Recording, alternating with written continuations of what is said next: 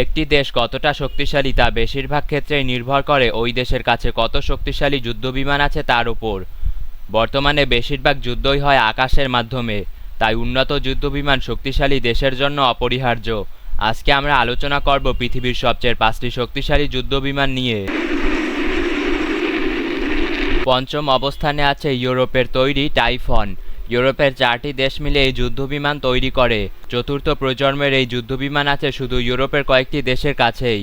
এটি বিখ্যাত এর উচ্চ গতিশীলতা এবং উন্নত রাডারের জন্য। এছাড়াও এই যুদ্ধবিমানে রয়েছে উন্নত সেন্সর, যার মাধ্যমে এটি সহজেই কোনো স্থানে যুদ্ধ পরিচালনা করতে পারে।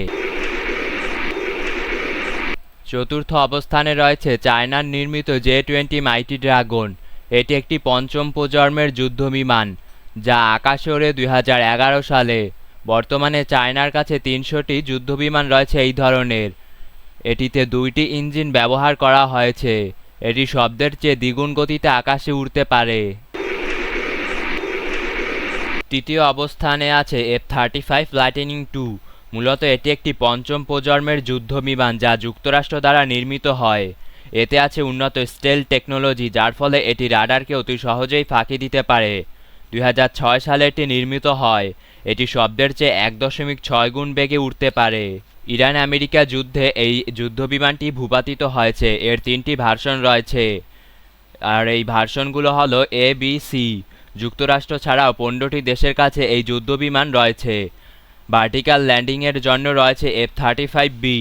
এখন পর্যন্ত 1000-এর চেয়ে বেশি যুদ্ধবিমান নির্মাণ করা হয়েছে। গত 10 বছরে 10টি যুদ্ধবিমান ভূপাতিত হওয়ার কথা জানা যায়। দ্বিতীয় অবস্থানে আছে রাশিয়ার নির্মিত সুখোই Su-57। রাশিয়ার নির্মিত পঞ্চম প্রজন্মের এই বিমান প্রথম আকাশে ওড়ে 2010 সালে। স্টেলথ প্রযুক্তি সম্পন্ন এই বিমানে রয়েছে উন্নত সেন্সর ও শব্দের চেয়ে 2.5 গুণ গতিতে উড়তে পারার ক্ষমতা। এর অন্যতম গুরুত্বপূর্ণ দিক হল সুপার ক্রুজ সক্ষমতা। এর ইঞ্জিনে রয়েছে 3D থ্রাস্ট ভেক্টরিং, ফলে সেকেন্ডের মধ্যে এটি ঘুরপাক খেতে পারে ও দিক পরিবর্তন করতে পারে। বর্তমানে রাশিয়ার কাছে 32টি যুদ্ধবিমান রয়েছে এই ধরনের, তবে রাশিয়া কয়েকটি যুদ্ধবিমান আরও নির্মাণ করছে এই ধরনের। প্রথম অবস্থানে আছে F-22 র্যাপটর। এটি বিশ্বের প্রথম পঞ্চম প্রজন্মের যুদ্ধবিমান। 1996 সালের উৎপাদন কাজ শুরু করা হয়। এই বিমান বানাতে খরচ হয় প্রায় $350 মিলিয়ন। মোট 195টি যুদ্ধবিমান আছে আমেরিকার কাছে এই ধরনের।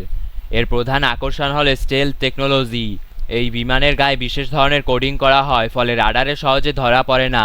এটি শব্দের চেয়ে 2.25 গুণ গতিতে উড়তে পারে।